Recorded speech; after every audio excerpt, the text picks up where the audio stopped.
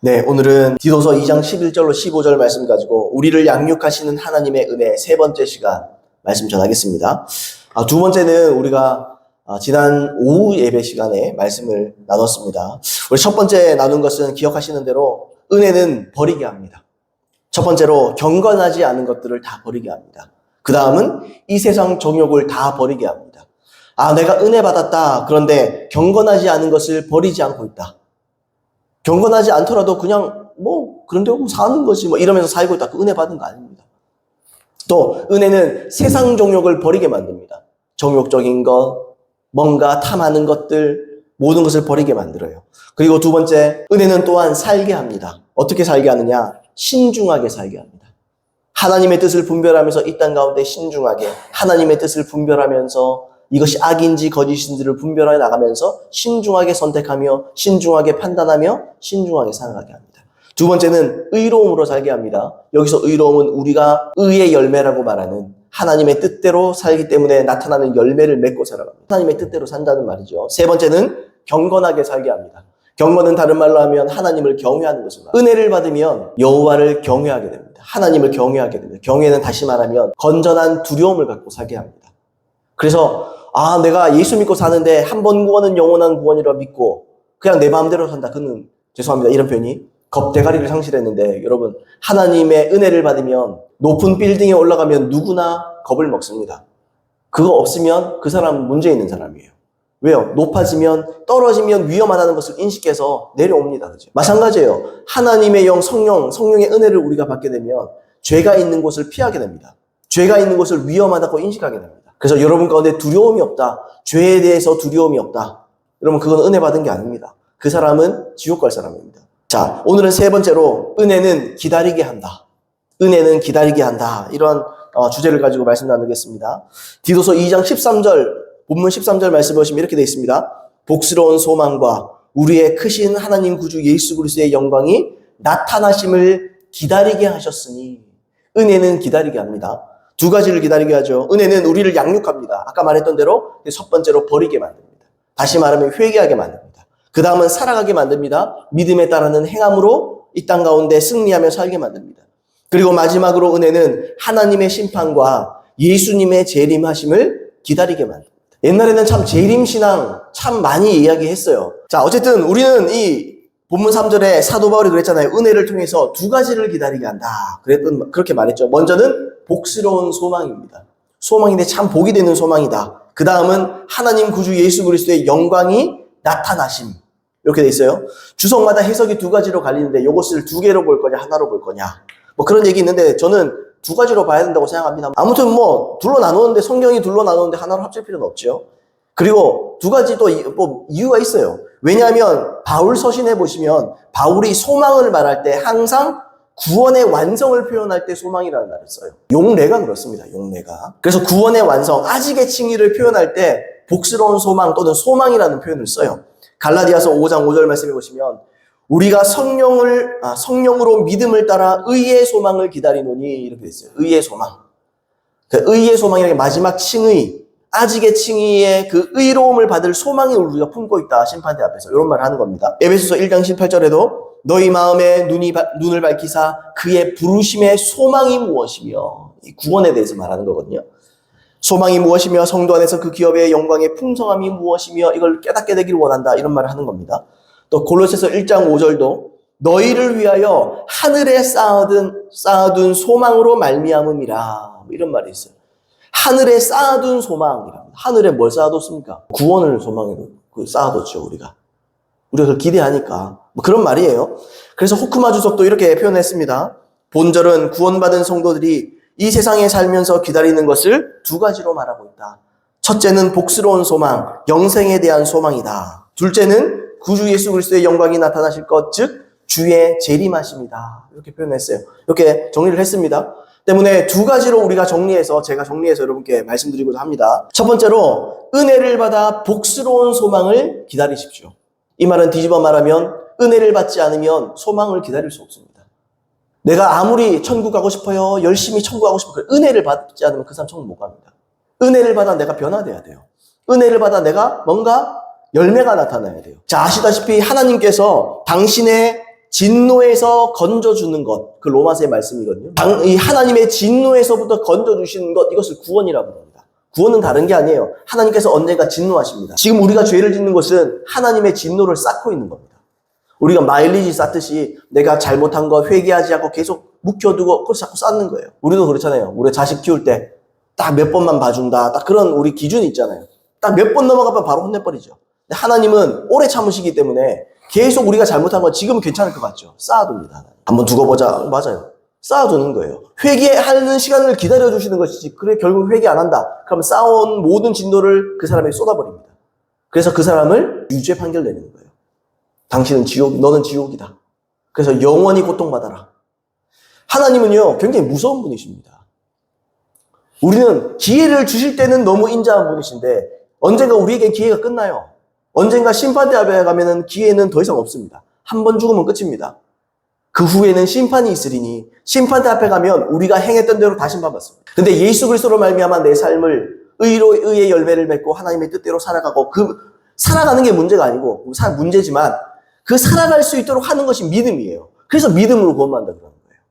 내가 하나님의 뜻대로 살려면 믿어야 됩니다. 뭘요? 성령을 믿고 성령을 의지하고 은혜의 성령을 붙잡고 그분의 뜻대로 살면 그게 열매라는 거예요. 자, 다시요. 하나님의 진노에서부터 건져주는 것이 바로 구원이에요. 요걸 다르게 말하면 요게 복이에요. 복. 성경에 우리가 복음을 복음이라고 부르죠. 복음은 복된 소식입니다. 누구에게 복된 소식입니까? 복음은요, 죄인들에게 복된 소식이에요. 예수님의 십자가 부활을 모든 사람이 복스럽게 여기지 않습니다. 누군가에게는 십자가는 미련한 것이라고 그러잖아요. 그 죽은 사람을 뭐 할라 믿노? 뭐 이런 식이잖아요. 그죠? 근데 여러분, 죄인, 즉 하나님의 뜻대로 살지 못해 고민하고 하나님의 심판이 믿어서 고민하는 사람들, 그 죄인이에요. 그 사람들한테는 예수님의 십자가 부활이 복음이에요. 아, 저거 듣고 저거대로 살면 내가 희망이 있다. 소망이 있다. 나 천국 갈 수 있다. 구원받을 수 있다. 이런 복이에요, 복. 그죠? 이게 바로 복스러운 소망이에요. 복스러운 소망의 한 부분이에요. 그죠? 복스러운 소망 역시 심판대에서 우리를 최종적으로 의롭다 하시고 무죄 판결 내려주실 주님께 대한 소망 또는 내세에 대한 소망, 다시 말하면 천국 소망을 의미하는 것입니다. 사도 바울은 앞에서 인용한 것처럼 갈라디아서에서 이 의의 소망이라고 이걸 표현했잖아요. 자, 갈라디아서 5장 5절 아까 읽었는데 우리가 성령으로 믿음을 따라 의의 소망을 기다리노니, 제가 아까 앞에서 이걸 표현한 거예요. 성령을 붙잡아야 된다. 성령을 따라 살아야 된다. 이렇게 말했잖아요. 그게 보세요. 여기 주목할 게 뭡니까? 의의 소망을 기다리는데 어떻게 기다려요? 우리가 성령으로 믿음을 따라. 성령으로 믿음을 따라. 성령을 따라 또는 성령을 통해서예요. 성령을 통해서. 성령을 통해서 그분을 의지하여, 여기서 믿음은 또한 의지고 이건 충성이기도 해요. 성령께 충성해서 성령을 쫓아서 성령을 붙잡고 살아서 성령을 의존해서 성령의 인도하심을 받아서 그렇게 의의 소망을 기다릴 수 있다는 거예요. 설교는 드라마 듣듯이 듣는 게 아니고 대충 틀어놓고 그냥 시간 때우다 가는 게 아니고 하나님의 말씀은 귀 기울여 들어야 됩니다. 이해하려고 애쓰고 노력해야 그게 보는 눈 들을게 깨닫는 마음을 열어주는 거예요. 아, 내가 저걸 이해해야 되겠다. 아니, 이해 못하면 제가 이거 또 들으면 되잖아요. 그죠? 자, 아무튼 성령을 믿고 이분을 쫓아감으로써 우리는 의의 소망을 기다리는 겁니다. 의의 소망. 아, 내가 결국에는 칭의를 받겠다. 받을 수 있다. 희망을 얻고 사는 거예요. 그래서 같은 문맥인 갈라디아서 제가 5장 5절 읽었는데 같은 문맥인 5장 16절에서 이렇게 말하는 거거든요. 내가 이르노니 너희는 성령을 따라 행하라. 그리하면 육체의 욕심을 이루지 아니하리라. 육체의 욕심을 이루지 않고 뭘 이룹니까 그러면? 성령의 소욕이라고 표현하죠. 그게 성령을 따라 쫓아서 그걸 열매 맺으면 그게 성령의 열매예요. 사랑과 희락과 화평과 이게 문맥에 다 나와 있는 거예요. 이게 전체 문맥이에요. 자, 우리가 살피고 있는 본문에서는 성령 대신에 은혜의 양육을 받음으로써 복스러운 소망을 기다린다. 그렇게 표현하잖아요. 그런데 이 은혜가 곧 성령이에요. 성경에 보면 은혜의 성령이라는 말이 있잖아요. 은혜의 성령. 하나님은 우리에게 은혜를 주십니다. 뭘 통해서요? 성령을 통해서. 근데 여러분, 교회들이 성령을 추구하지 않으면 되겠어요? 그게 은혜인데? 아멘입니까, 여러분? 여러분, 왜냐하면 또 우리에게 주시는 이 은혜는 성령님 없이는 불가능해요. 성령께서 우리에게 일하시는 것 자체가 은혜예요, 은혜. 우리는 성령으로 거듭나잖아요. 또 성령으로 능력을 얻고 성령의 인도하심을 따라 살아가는 겁니다. 이게 은혜예요. 그래서 본문과 같은 구조, 다음 단락인 3장 1절로 8절에 보시면 한 부분에서 이렇게 쓰고 있어요. 3장 1절로 8절, 3장 5절로 7절 요 부분만 잠깐 읽어보겠습니다. 그 다음 단락인데 지금 본문에 왜 같은 구조예요. 자, 5절로 7절 제가 읽어보겠습니다. 우리를 구원하시되 우리가 행한 바 의로운 행위로 말미암지 아니하고 오직 그의 긍휼하심을 따라 중생의 씻음과 성령의 새롭게 하심으로 하셨나니 우리 구주 예수 그리스도로 말미암아 우리에게 그 성령을 풍성히 부어주사 우리로 그의 은혜를 힘입어 의롭다 하심을 얻어 영생의 소망을 따라 상속자가 되게 하려 하심이라. 여기서 주제가 뭡니까? 뭐 주제라기보다 여기서 가장 많이 나오는 거, 가장 핵심되는 단어가 성령이라는 단어예요. 성령이라는 단어. 근데 보세요. 6절에 그 성령을 풍성히 부어주사 이렇게 되잖아요. 그 다음에 7절에는 우리로 그의 은혜를 힘입어 이렇게 되죠. 그의 은혜, 힘이다, 힘. 그러니까 성령의 은혜를 말하는 거예요. 그러니까 성령이나 은혜나 뭐 같은 말이에요. 은혜 역시 성령으로부터 나오는 거예요. 아멘입니까, 여러분? 근데 우리가 지난 수요 예배 때 시간에 나눴잖아요. 여기서 영생의 소망을 따라 상속자가 되게 하려 하심이라 이렇게 되는데 이게 원어에는 과거형입니다. 영생의 소망을 따라 상속자가 되게 하셨다 이렇게 돼버렸어요. 그래서 헷갈릴 수 있다고요. 구원 받았네. 한 번 구원 영원한 구원이네. 이럴 수 있다고요. 근데 제가 두 가지로 아니라고 설명드렸어요. 첫 번째, 이 구절을 표현하는 우리라는 단어는 그들이랑 상반되는 단어입니다. 여기서 우리는 사도, 바울, 디도를 다 포함한 참된 그리스도인들을 말하는 단어예요. 그렇고 두 번째, 칭의에는 임의와 아직의 칭의가 있습니다. 마찬가지로 상속도 칭의랑 거의 같은 말이잖아요. 그렇지 않나요? 칭의는 지금 내가 구원받았어, 의롭다함 받았어도 나머지 의가 남아있는 거 아니에요? 나머지 그런 평가가 남아있는 거잖아요. 상속도 똑같아요. 지금 내가 상속 받았어도 그때 결국에는 상속에 대한 온전한 도장이 찍어져야 되는 거예요. 그러니까 상속에도 임의와 아직의 개념이 있다는 거예요. 그래서 하나님의 나라를 유업으로 받는 게 상속이잖아요. 하나님 나라를 받는 게 상속이에요. 상속. 유업으로 받는다. 유업이나 상속이나 같은 말이잖아요. 그죠? 그래서 예수님이 이렇게도 말씀하셨다고요. 저 수요예배 때 말씀드렸는데 누가복음 17장 20절로 21절에 바리새인들이 하나님의 나라가 어느 때 임하니까 묻건을 예수께서 대답하여 이르시되 하나님의 나라는 볼 수 있게 임하는 것이 아니요 또 여기 있다 저기 있다고도 못하리니 하나님의 나라는 너희 안에 있느니라. 그러니까 하나님의 나라가 너희 안에 있느니라. 예수 믿는 사람은 우리 안에 하나님의 나라가 있다는 거예요. 유업으로 받았잖아요. 그죠? 그걸 받았다고 끝입니까? 아니죠. 여러분 이스라엘 백성들이 출애굽할 때에 그걸 구원받았다고 표현합니다. 성경에. 그리고 광야의 삶을 하나님을 경외하고 잘 살아갔을 때 약속의 땅 가나안 땅에 들어갈 수 있게 되는 거예요. 그러니까 광야 땅에서 제대로 못 살면 하나님을 경외하고 살고 구름기둥과 불기둥으로 표현된 성령의 인도하심을 따라 살지 않으면 그 사람들 전부 다 멸망당했다. 그렇게 표현합니다. 그럼 우리는 어떻게 해야 되죠? 구원을 받았잖아요. 그들도. 구원을 받았으나 가나안 땅에 들어갈 때까지 구원을 또한 이루어야 되는 거예요. 임의의 칭의가 있고 아직의 칭의가 이 중간을 연결하는 게 뭡니까? 현재적 칭이고 형제적 상속이에요. 그러니까 지금 내가 천국을 누리며 살아야 되는 거예요. 아멘입니까? 천국은 누가 누릴 수 있죠? 이 말씀 가운데 이렇게 되어 있지만 또 뭐라고 했을까? 회개하라. 천국이 가까이 왔느니라. 이 땅 가운데 어떻게 살아야 돼요? 회개하고 살아야 돼요. 회개하고 죄를 버리고 의를 행하며 살아야 되는 거예요. 그게 천국을 누릴 수 있는 유일한 비결입니다. 그러니까 죄 짓고 살면 안 돼요. 죄를 회개하고 성령을 쫓아 하나님의 뜻대로 불기둥과 구름기둥처럼 그렇게 하나님이 그걸 인도하시잖아요.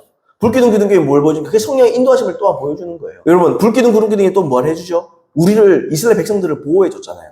그래서 우리는 성령의 인도를 쫓아 살아가면 하나님의 우리를 향한 부르심들을 성취할 뿐만 아니라 우리가 보호받는 거예요. 그 예표입니다, 예표. 성령을 따라야 됩니까? 안 따라야 됩니까? 성령의 은혜를 받아야 됩니까? 안 받아야 됩니까? 받아야 됩니다. 그것밖에 길이 없어요. 그것밖에 방법이 없어요. 한번 생각해 보세요. 광야 땅 40년 걸렸습니다. 그죠? 근데 거기는 그냥 직선으로 가면 2주면 가는 길이에요. 근데 40년이라는 길을 갔다고요. 그동안에 주님께서 믿음을 가르쳐 주시는 거예요. 이게 믿음이야. 우리가 빨리 믿음을 배우고 우리가 참된 성령을 쫓는 방법들을 배워나갈 때 우리의 기간은 짧아지는 겁니다. 자, 어쨌든 이처럼 하나님 나라는 참된 신자들 속에 있습니다. 안에 있습니다. 그러면서 우리가 가야 할 본향으로서의 하나님 나라도 실제로 존재하죠. 존재합니다. 그래서 마음에 천국이 임해 있는 사람만 결국 천국 가는 거예요. 자기 마음 따라가는 겁니다. 자기가 이룬 천국 따라 자기 그 천국 가는 거예요. 내 마음이 지옥이다. 마음에는 평안하다. 그러나 너희 속에 평안이 없다. 그런 말 하잖아요. 왜요? 악인에게는 평강이 없거든요. 평강이 없으면 뭐예요? 그 지옥이에요. 아우, 속 시끄러워라. 그게 지옥이에요. 아우, 속 시끄러워라. 속 시끄러울 게 없어요. 죄를 버리고 이기심을 버리고 하나님의 뜻대로 속 시끄러울 게 없어요. 아이고 속 시끄러워라. 아이고 참 속에서 막 속 터진다. 속에 우라통이 치밀어 오른다. 이러면 그 지옥이에요. 내 속에서 치밀어 오른다. 그 불길을 모이는 느낌 아니에요? 그 사람은 그렇게 우라통 치밀다가 죽으면 지옥 가는 거예요. 그 사람. 하나님의 평강과 하나님의 기쁨과 하나님의 은혜가 내 속에 있으면 내가 용서해버리고 하나님의 뜻대로 살아버리면 내가 죽어서도 천국 가는 겁니다. 내가 이룬 대로 가는 거예요. 자, 우리가 여러분 천국 소망하는 거 굉장히 중요합니다. 천국을 소망하고 사는 거 진짜 너무너무 중요합니다. 그걸 자꾸 잊고 살아요. 아, 내가 아직 심판이 남았구나. 내게 아직 천국 갈 소망이 남아있다. 이 두 가지가 있어. 두 가지 의미가 있는. 하나는 내 죄를 멀리할 수 있는 하나님의 은혜가 되는 것이고, 다음은요, 내가 이 땅 가운데 포기하지 않습니다. 이 땅 가운데 우울하고 힘들고 고통스럽고 괴로워도 일이 잘 안 풀리고 어려워도 아니야, 난 천국이 남았어. 아직 난 천국이 남아있어. 여기서 실패가 다 실패는 아니야. 내가 천국 가면 그게 성공이야. 아멘입니까, 여러분? 여러분, 그러니까 이 세계관을 바꿔야 돼요, 우리는. 시각을 바꿔야 돼요, 우리는. 그래서 먼저 하나님은 우리를 거듭나게 하심과 동시에 천국에 대한 소망을 우리 속에서 불어넣습니다. 그러니까 이게 없으면 여러분 그리스도인 아니에요. 제가 그런 말 잘하죠. 그리스도인 아니에요. 이런 말 잘하죠. 왜냐하면 우리가 너무 놓치고 있는 게 많아요. 그러니까 생각해야 돼요. 내가 그리스도인이라면 이게 있어야 돼요. 이게 없으면 회개하고 빨리 이걸 붙잡아야 돼요. 베드로전서 1장 3절로 4절 제가 세 번역 성경으로 한번 읽어보겠습니다. 우리 주 예수 그리스도의 하나님 아버지께 찬양을 드립시다. 하나님께서는 그 크신 자비로 우리를 새로 태어나게 하셨습니다. 그리하여 그는 죽은 사람들 가운데서 예수 그리스도가 부활하심으로 말미암아 우리로 하여금 산 소망을 갖게 해주셨으며, 뭘 통해서요? 새로 태어나게 하시면서 그리하여 이걸 통해서 이런 말이죠. 산 소망을 갖게 해주셨으며, 그 다음 썩지 않고 더러워지지 않고 낡아 없어지지 않는 유산을 물려받게 하셨으면, 이게 천국이에요. 썩지 않고 더러워지지 않고 낡아 없어지지 않는 게 뭐밖에 없어요. 영원한 나라, 하나님의 천국을 얘기하는 거예요. 이 유산은 여러분을 위하여 하늘에 간직되어 있습니다. 구원을 말하는 거예요. 구원을 말하는 거. 이처럼 그리스도인이면서 천국에 소망이 없는 사람은 한 사람도 없습니다. 아, 나는 죽으면 끝이지 사는 게 죽으면 끝이지 일단 좀 편하게 살다가 죽자. 그건 하나님 주신 마음도 아니고, 그건 하나님이 주신 영원을 사모하는 마음을 깡그리 무시하는 거예요. 그건 하나님을 멸시하고 무시하는 겁니다. 그 사람 천국 갈 희망이 없어요. 희망이 없습니다. 그러나 저의 설교도 그렇고 하나님 말씀을 읽다가도 그렇고, 깨달아야 돼요, 사람이. 내가 이렇게 생각하면 안 되는 거구나. 내가 천국을 생각해야 되겠다. 그게 은혜 받은 거라고요. 그러면서 패러다임의 전환이 일어난다고요. 내가 잘못 생각했구나. 꼭 그렇지 않구나. 자, 그리스도인 중에 세상을 추구하면서 이 세상이 영원할 것처럼 사는 사람은 존재하지 않습니다. 그리스도인들 중에는. 근데 많이 존재하는 것 같죠. 교회 다니면서도 이 세상에서 누릴 거 누리고, 이 세상에서 자랑할 거 자랑하면서, 이 세상의 것들을 즐기고 자랑하며 적당히 즐기는 게 어때? 적당한 거는 근데 죄를 적당히 즐길 수 있습니까? 죄는 철저하게 버려야 되는 거예요. 자, 아무튼, 그런 그리스도인들이 있다. 그러면 그 사람들은 명목상의 신자입니다. 그냥 말만 그리스도인이에요. 가짜예요, 그 사람은. 근데 여러분, 제가 생각하기로 교회 안에 가짜가 굉장히 많습니다. 여러분, 깜짝 놀랄걸요, 나중에. 내가 다니는 출석하는 교회에 이렇게 설교를 막 설교하고 말씀을 통해서 제대로 설교하는 이런 교회 말고, 우리 교회는 크네, 우리 교회는 유명하네, 우리나라에서 몇 번째 크네, 우리 대구 지방에서 몇 번째 큰 교회네. 나중에 천국 가면 깜짝 놀랄걸요. 두 가지 때문에 놀랍니다. 하나는 그 사람이 왜 안 보이지? 그 사람이 왜 안 보이지? 두 번째는 저 사람도 왔네, 이러면서. 근데 제일 놀라는 건요, 자기 스스로 놀랄 수 있어요. 내가 천국 못 들어가는 건데. 많은 사람이 그럴 겁니다. 오늘 아침에 안 그래도 기도하는데 주님이 그 말씀을 주세요. 에서를 기억하라. 그런 말씀을 주세요. 그러면서 무슨 말씀을 하냐면 다른 게 아니에요. 에서가 팥죽 한 그릇에 자기 영혼을 팔아먹었다. 사람들이 돈 몇 푼 벌려고 자기의 구원을 팔아먹은 사람들이 많다. 그런 말을 하세요. 왜 갑자기 그런 말 하시는지 모르겠어요. 주일날 예배 안 드리고 하나님 섬기는 걸 등한히하고 멸시하고, 좀 더 자기도 재미를 즐기려고 또 돈 좀 더 벌려고 자기 취미생활을 좀 더 영유하려고 그러다가 버림만 사람 많습니다. 나중에 한번 보세요. 재리와 일락 때문에 멸망한 사람들이 많다고 그러잖아요. 여러분, 씨 뿌리는 비유 보면 네 가지 비유가 나오잖아요. 세 번째 비유가 뭡니까? 세 번째 비유해 보시면 뭐라 그럽니까? 그 사람들이 환난과 핍박이 와도 견디는 사람이에요. 두 번째가. 세 번째에 뭐라 그럽니까? 세 번째, 그 사람 다 견딘 사람이에요. 근데 그 사람들이 어떻게 버림받죠? 재리와 일락 때문에 버림받는 거예요. 즐기는 거, 일락, 뭔가 즐기고 오락거리를 즐기고 이러다가 버림받는 거예요. 여러분, 환난을 이겨도 자기가 평안한 가운데 누리려고 하다가 망가지는 사람 많습니다. 그 어디 있겠어요? 아니, 환난도 이겼다면서요. 그런 사람이니까 어디 있겠어요? 그 사람 교회 안에 있는 사람이에요. 그러니까 씨 뿌리는 비유는 교회 안에 있는 사람들도 보여주는 거예요. 그러니까 구원은요, 쉽게 받는 거 아닙니다. 착각하시면 안 돼요. 구원은 굉장히 받기 힘듭니다. 그래서 예수님이 좁은 길로 들어가라고 하는 거예요. 좁은 길로. 그래서 제가 여러분께 묻고 싶은 거예요. 여러분들은 지금 현재 천국을 소유하고 있습니까, 여러분? 현재 천국을 소유하고 있습니까? 지금 내 속에 주님이 주신 평강이 있으며 속 시끄러운 일 없고, 이거 뭐 나는 괜찮은데 뭐 사람들이 막 주위에서 무슨 이런 일 저런 일 속 시끄러워 죽겠습니다. 그걸로 안 죽습니다. 물론 바쁜 일이 있고 정신없는 일이 있을 수 있겠죠. 막 속 시끄럽다, 막 어렵다, 괴롭다, 막 이런 일이 있을 수 있겠죠. 그러나 은혜 받아보세요. 그건 속 시끄러운 일이 아닙니다. 내 안에서 정리가 됩니다. 내 안에서 신중하게 됩니다. 무엇이 바른 것인지 옳은 것인지 분별이 됩니다. 판단이 됩니다. 그러려고 성령을 보내주셨어요. 중요한 건요, 여러분, 앞으로 갈 천국에 대한 소망이 있습니까? 이렇게 설교가 끝낼 게 아니에요. 지금 있냐는 거예요. 지금 내가 천국을 소유하고 있냐? 지금 내 안에 주님이 주신 기쁨이 있냐고요. 주님, 지금 나에게 주신 하나님의 음성이 있냐고요. 지금 주님이 나와 함께 가시는 것이 영으로 느껴지느냐고요. 주님의 음성이 들리고 그분이 사모되며 그분을 사랑하고 있느냐고요. 이게 없었는데 무슨 소망이 있어요? 그런 사람은 아예 소망이 없는 거예요, 사실은. 그럼 어떻게 되죠? 앞으로의 소망을 품고자 하면 지금 회개해야 되는 겁니다. 지금 돌이키고, 지금 죄를 버리고, 지금 하나님의 은혜를 받아야 되는 줄 믿습니다. 여러분, 아멘입니까? 꼭 그렇게 되기를 바랍니다. 기독교 변증가이면서 나니아 연대기 잘 아시죠? 나니아 연대기의 작가로 유명한 C.S. 루이스라는 사람이 있죠. 이분이 그런 말을 했어요. 우리가 이 땅을 바꿀 힘을 잃어버린 것은 천국 소망을 잃어버렸기 때문이다. 그런 말을 했어요. 왜 대한민국의 교회들이 휘청휘청하고 이 나라가 막 휘청휘청하죠? 정치 때문에 뭐 때문에 저것 때문에 이것 때문에 난리법석을 들고 있죠. 왜 그럴까요? 간단한 거예요. 천국 소망이 없어서. 천국에 대한 소망이 없기 때문에 도덕성을 버리는 거죠. 양심을 버리는 거죠. 천국에 대한 사모함이 없기 때문에. 저는 이 말이 짧은 얘기고 뭐 별거 아닌 얘기처럼 들릴 수 있지만 저는 굉장히 많은 걸 보여준다고 생각하거든요. 이처럼 바뀌어야 될 세상, 이겨야 될 세상이 오히려 우리 마음 속에서 커집니다. 왜요? 천국 소망을 자꾸 버리고 있기 때문에. 생각하지 않기 때문에. 점점 우리의 소망이 사라지기 때문에 이 땅 가운데서 우리가 무너지고 있는 것입니다. 그래서 유기성 목사님은 이렇게 썼어요. 천국 소망에 대해서. 나는 죽고 예수로 사는 것이 어렵게 여겨지는 사람은 소망의 눈을 뜨지 못하였기 때문입니다. 천국 소망을 가지면 십자가는 영광이요 기쁨이며 자랑입니다. 사람들이 십자가는 영광이요 기쁨이며 자랑입니다. 그러니까 좋은 거 생각하지만 여기서 십자가는 환난받고 고통당하는 걸 얘기하는 거예요.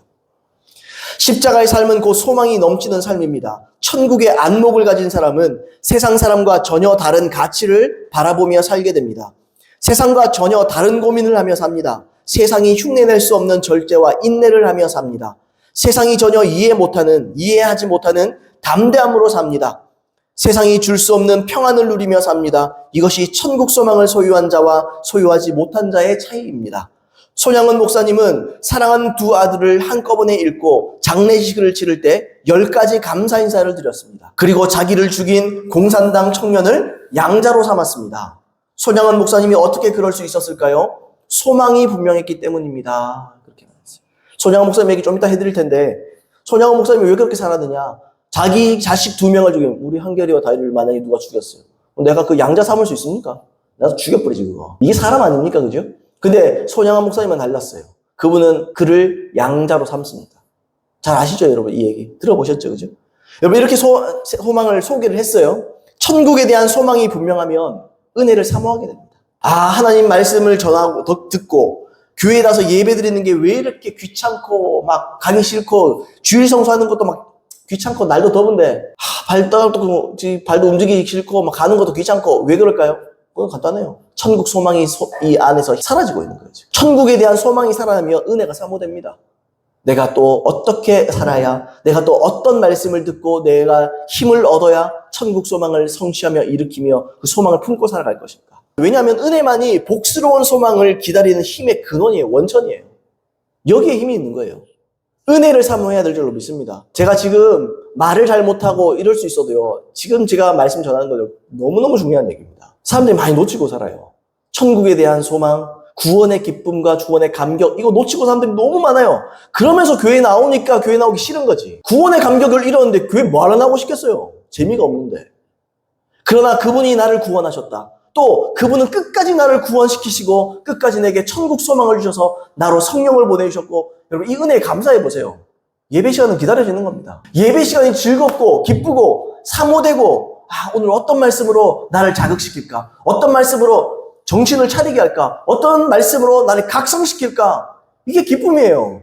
그게 여러분, 그게 밥 먹는 겁니다. 그게 양식입니다, 양식. 말씀을 들을 때마다 각성이 일어나야 돼요. 이렇게 살면 안 되겠구나. 내가 좀 더 하나님을 찾아야겠구나. 내가 더 하나님께 열심으로 기도해야 되겠구나. 내가 열심으로 하나님을 더 찾고 말씀을 붙잡고, 저 말씀을 너무 사모한다. 너무 사모된다. 그러니까 말씀 듣는 시간도 어떤 사람은 예능 프로 2시간 하면 박수 치잖아요. 잠시 후 3부가 방송됩니다. 오늘 재밌겠네 이러잖아요. 근데 말씀 들을 때는 안 그래요. 1시간만 넘어가도 막 이러고. 1시간만 넘어가도 좀 긴데. 왜요? 안 사모해서 그래요, 말씀을. 그렇다고 제가 2시간 합니까? 안 하죠. 안 하지만 제가 이 정신을 말씀드리는 거예요. 여러분 은혜를 사모한 분들 되시길 바랍니다. 그래서 제가 말씀을 막 끝마치 마무리 오늘 말씀을 맺겠습니다. 결론을 말씀드립니다. 그러면 좀 더 하지. 조금만 더 해주시지. 그렇게 돼야 되는 거예요. 진짜 사모하면. 사도행전에 여러분 사도 바울이 말씀을 얼마나 열심히 전했는지. 아침부터 전했는데 새벽까지 전했다 그러잖아요. 말씀을 전하는데. 그 유두고가 창가에 앉아있다가 자빠져서 죽어버리잖아요. 그러니까 얼마나 그게 사모하고 사도 바울이 내려가서 살려가지고 또 앉아고 또 들리잖아요. 죽은 사람 살려버리거든요. 살려가지고 나와라 그러고 또 말씀 또 듣고. 아멘입니까 여러분? 그렇다고 창문가에 앉지도 마시고 그러지는 마시어요. 나는 창문가 앉으면 위험하니까 그렇기도 하지만서도 그만큼 말씀을 사모해야 됩니다. 자, 두 번째로 은혜를 받아 재림을 기다리며 늘 깨어 있어야 합니다. 두 번째 기다림은 바로 예수님의 재림에 대한 기다림이에요. 재림에 대한 기다림. 우리는 자신의 구원을 이루어가면서 동시에 주님의 재림도 기다려야 됩니다. 디도서 2장 13절 본문, 복스러운 소망과 우리의 크신 하나님 구주 예수 그리스도의 영광이 나타나심을 기다리게 하셨으니, 이렇게 되어 있습니다. 여기서 크신 하나님 구주 예수 그리스도라는 표현을 통해서 예수님은 하나님이시다, 이걸 보여주는 거예요. 예수님 자신이 하나님이시다, 이걸 보여주는 겁니다. 그리고 그분의 영광이 나타난다는 말은 예수님의 재림하시면 곧 하나님의 영광이 나타난 거와 똑같다, 이걸 보여주는 거예요. 또 이 재림에 대한 소망은 영생에 대한 소망과 함께 우리로 세상을 이기고 깨어 세상을 이기고 스스로 거룩하게 만들어요. 요한일서 3장 2절로 3절에 보시면 여기 잘 나와 있어요. 세 문제가 읽어보겠습니다. 사랑하는 여러분, 이제 우리는 하나님 자녀입니다. 앞으로 우리가 어떻게 될지는 아직 밝혀지지 않았습니다만 그리스도께서 나타나시면 우리도 그와 같이 될 것임을 압니다. 그때에 우리가 그를 참모습대로 뵙게 될 것이기 때문입니다. 그에게 이런 소망을 두는 사람은 누구나 그가 깨끗하신 것 같이 자기를 깨끗하게 합니다. 이렇게 됐어요. 주님께서 재림하심을 기다리는 사람은 자기를 깨끗하게 한다는 거예요. 왜요? 깨끗하게 맞이하려고. 우리가 예수님의 참모습을 볼 때 우리가 예수님처럼 변화될 겁니다. 우리는 이제 진짜 부활체를 입게 될 거예요. 부활체의 첫 열매로 예수님께서 지금 그죠? 다른 몸을 입고 계시죠. 부활체를, 완전한 부활체를 입고 계시죠. 주님이 재림하실 때 우리는 그분과 함께 다시 내려오는 우리가 전부 다 부활체를 입게 될 거예요. 자, 그럴 때 이걸 기다리는 사람들의 특징이 뭐냐? 자기를 깨끗하게 한다는 거예요. 왜요? 그분을 진짜 맞이해야 되니까. 때문에 재림을 소망하고 소망을 품고 기대하고 깨어 있어야 된다는 거죠. 깨어 있어야 된다. 그래서 예수님께서 계시록 전체의 주제도 그렇고요. 주님이 자주 말씀하시는 게 뭡니까? 마태복음 24장 42절에 그러므로 깨어 있으라. 어느 날에 너희가 주가 임하는지 너희가 알지 못함이니라. 알지 못하니까 항상 깨어 있는 거예요. 여러분 안전불감증 요즘 참 많잖아요. 사람들이 조심성이 없어요. 딱 보면 보이는데 저 다치겠는데 좀 있으면 그 사람 다쳐요. 불감증이요. 다 불감증이에요. 안전불감증. 그러니까 항상 깨어 있어야 되는 거예요. 저거 위험하겠다. 저건 조금 조심해야 되겠다. 늘 이렇게 하고 생각을 하고 살잖아요. 왜 안 다치려면. 예수님의 재림도 마찬가지. 항상 깨어 있어야 돼요. 항상 깨어 있어서 저기는 가면 안 되겠다. 이건 보면 안 되겠다. 요거는 좀 위험하다. 저건 죄다. 저건 세상이다. 저건 하나님이 세상이 내 정욕을 충동질하는 것이다. 깨어있게 된다고. 깨어있게 된다고. 아멘입니까 여러분? 자, 마태복음 25장 13절에 그런즉 깨어있으라. 너희는 그날과 그때를 알지 못하느니라. 왜 깨어있으래요? 그날과 그때를 모르니까 깨어있어야지. 그날과 그때를 알면 그때쯤 돼서 깨어있으면 돼요. 근데 그때와 그날을 모르니까 항상 깨어있으라는 거예요. 도둑같이 임하니까 언제나 임할지 모르니까 항상 깨어있어라. 누가복음 21장 34절 36절에 너희는 스스로 조심하라. 그렇지 않으면 방탕함과 술 취함과 생활의 염려로 마음이 둔하여지고 뜻밖의 그날이 덫과 같이 너희에게 임하리라. 이날은 온 지구상에 거하는 모든 사람에게 임하리라. 이러므로 너희는 장차 올 이 모든 일을 능히 피하고 인자 앞에 서도록 항상 기도하며 깨어있으라. 이건 지구상에 있는 모든 사람들에게 임할 것이다. 그게 뭐겠어요? 예수님의 재림이지. 스스로 조심하라 그러잖아요. 스스로 조심해라. 누가 조심시켜주는 거 아니에요. 스스로 조심해야 돼요. 스스로 깨어있어야 돼요. 여기 나오잖아요. 그렇지 않으면 방탕함과 술 취함과 생활의 염려로 마음이 둔해진다. 둔감해지는 거예요. 내 영혼이. 둔해지는 거예요. 그래서 은혜를 못 받는 거예요. 은혜를 사모하지도 않는 거예요. 왜? 둔감해졌으니까. 그러니까 어떻게 해야 돼요? 둔해지기 전에 정신 차려라. 항상 깨어있어라. 항상 위험을 조심해라. 항상 각성된 상태로 살아야 된다. 무엇이 위험인지, 무엇이 주님이 슬퍼하시고 기뻐하시지 않는 것이 항상 분별하고 깨어있어라. 아멘입니까, 여러분? 여기서 깨어있다라는 단어가 헬라어 그레고리오라는, 그 있잖아요. 그레고리오 성가대, 유명한 성가대 있잖아요. 그레고리오, 이게 깨어있다라는 뜻이에요. 깨어있다. 깨어있다. 이 기본적으로 이게 지켜보다라는 뜻이에요. 깨어있다라는 뜻이 지켜보다. 근데 여러분, 동시에 이 단어는 저는 이게 뉘앙스를 굉장히 중요하게 생각합니다. 분위기. 말의 분위기. 이 뜻이 풍기는 분위기가 있거든요. 이게 지켜보다, 지켜보다, 이게 아니에요. 동시에 다른 뜻들을 보면 망을 보다, 정신을 차리고 있다, 경계하다, 이런 의미예요. 그러니까 수동적으로 쳐다보고 있으라는 말이 아니에요. 주목하라는 거예요. 상태를, 그 동태를 살펴라. 능동적으로. 이건 죄인가? 이건 하나님의 뜻인가?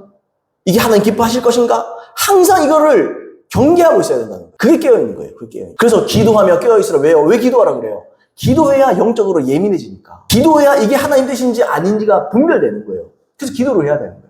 그래서 하나님 주신 성령의 인도하신가 그 감각을 양심이 되살아나며 그 감각을 내가 아는 거예요.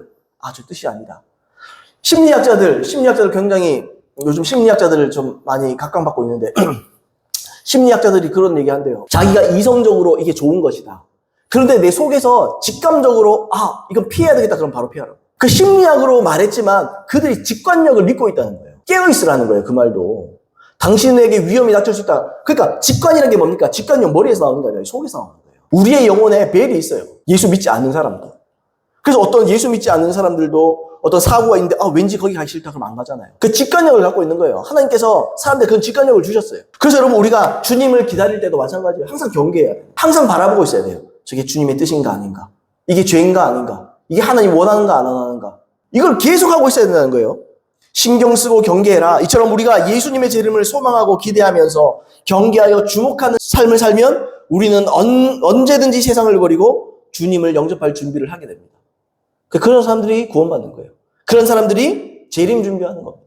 그래서 여러분 우리는 이 땅에서 말 그대로 나그네로 사는 거죠. 여기는 떠날 거예요. 여기는 떠날 것입니다. 여기는. 그래서 여러분 세상의 비루함과 거추장스러움, 세상에 대한 미련을 버리고 오직 예수님만 사모하며 살아가게 되는 거죠. 깨어있으면. 이것이 바로 은혜로 재림을 기다리는 삶입니다. 아까 손양원 목사님 얘기 잠깐 해드렸는데 1948년 10월 19일 제주 폭동이 있었습니다. 당시 제주 폭동 사태가 있었어요. 그래서 그걸 진압하려고 여수에서 군인들이 집결했습니다. 다 아시죠? 여순 반란 사건이랑 그거예요. 그때예요. 손양원 목사님 아이들이 죽었을 때가. 근데 그 중에 공산주의 사상에 물든 남로당 계열의 사람들이 군인 안에 있었습니다. 우리나라 군인 안에 그런 사람들이 있었어요. 그 당시에. 그래서 이 사람들이 반란을 일으켜버린 거예요. 반란을 일으켰습니다. 그래서 무고한 사람들이 굉장히 많이 죽었습니다. 이 반란군이 순천까지 접수를 했습니다. 이게 여순 반란 사건인데 당시 순천에서 학교를 다니고 있었어요. 손양원 목사님의 두 아들이 순천에서 학교를 다니고 있었습니다. 그들이 복음도 열심히 전했고 또 공산주의가 악하다 이걸 폭로하고 있었습니다. 아이들에게, 사람들에게, 학생들에게, 학우들에게 그걸 폭로하고 있었어요. 이 반란군이 이 둘을 색출합니다. 그리고 이 둘을 총살시켜버립니다. 그 자리에서. 그리고 이 일이 있을 때 손양원 목사님은 당신의 교회에서 부흥회를 인도하고 있었어요. 부흥회 중에 장례식을 치르는. 참 은혜 끼치려고 하는데 아들, 내 자식 둘 죽었는데 그 참 보통 일이 아닙니다. 그죠? 어떻게 참. 근데 손양원 목사님이 결국에는 이 부흥회 중에 장례 예배를 하게 됐어요. 그리고 손양원 목사님이 마지막으로 인사를 했습니다. 여러분 손양원 목사님이 이렇게 인사를 했습니다. 성도들에게. 여러분, 내 어찌 긴 말에 답사를 드리리요. 내가 아들들의 순교를 접하고 느낀 몇 가지 은혜로운 감사의 조건을 이야기함으로 대신할까 합니다. 첫째, 나 같은 죄인의 혈통에서 순교의 자식들을 나오게 하셨으니 하나님께 감사합니다. 둘째, 허다한 많은 성도들 중에 어찌 이런 보배들을 주께서 하필 내게 주셨는지 그 점 또한 주께 감사합니다. 셋째, 삼난 삼녀 중에서 가장 아름다운 두 아들 장자와 차자를 바치게 된 나의 축복을 하나님께 감사드립니다. 야, 이게 어떻게 이렇게 감사할 수 있을지 참. 넷째, 하나들의 순교도 귀하다 하거늘 하물며 두 아들의 순교일이요 하나님께 감사합니다. 다섯째, 예수 믿다가 누워 죽는 것도 큰 복이라 하거늘 하물며 전도하다 총살 순교 당함이리요 하나님 감사합니다. 여섯째, 이게 참 마음 아프더라고요. 미국 유학 가려고 준비하던 내 아들, 미국보다 더 좋은 천국 갔으니 내 마음 안심되어 하나님께 감사합니다. 일곱째, 나의 사랑하는 두 아들을 총살한 원수를 회개시켜 내 아들 삼고자 하는 사랑의 마음을 주신 하나님께 감사합니다. 이럴 수가 있나요? 그 원수를 회개시켜가지고 자기 아들 삼.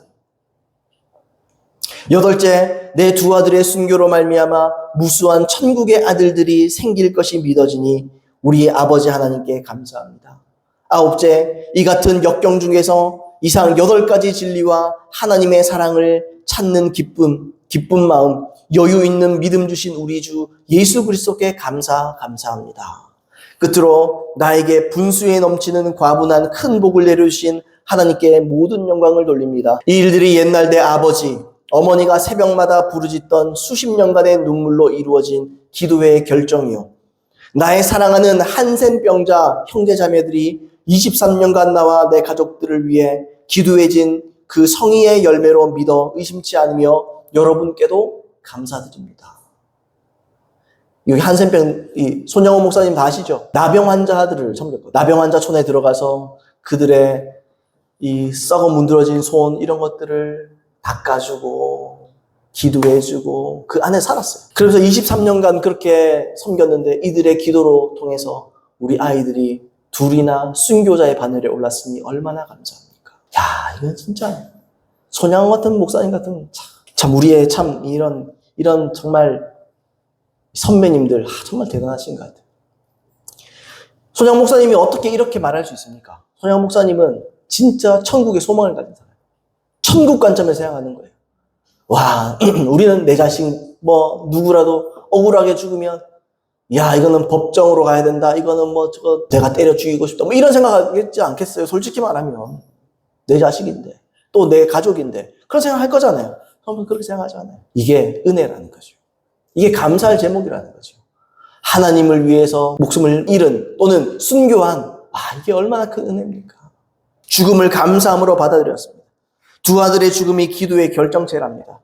위에서 기도해 준 성도들의 성의의 열매라고 고백하죠. 천국이 없다면 손영원 목사님의 삶은 굉장히 기구하고 불쌍한 사람이에요. 세상적으로 볼 때는 억울하게 자식 죽고 정말 한센병자나 돌보고 있고 비참한 사람 그렇게 보일 수 있어요. 맨날 그 피고름이나 이렇게 하고 입으로 짜주고 그랬다 그러더라고요. 그 다큐멘터리가 있어요. KBS인가 있어요. 옛날에 다큐멘터리. 아직도 살아있는 한센병자들이 이 손영원 목사님을 그리워하면서 이야기하거든요. 참 눈물 납니다.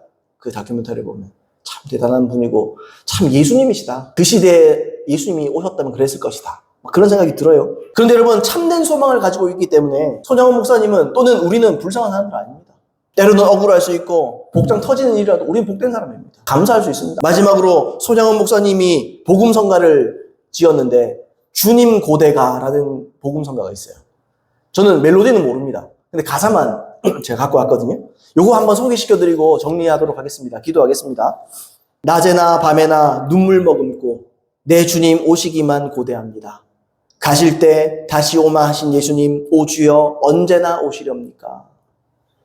고적하고 쓸쓸한 빈 들판에서 희미한 등불만 밝혀 놓고 오실 줄만 고대하고 기다리오니 오 주여 언제나 오시렵니까?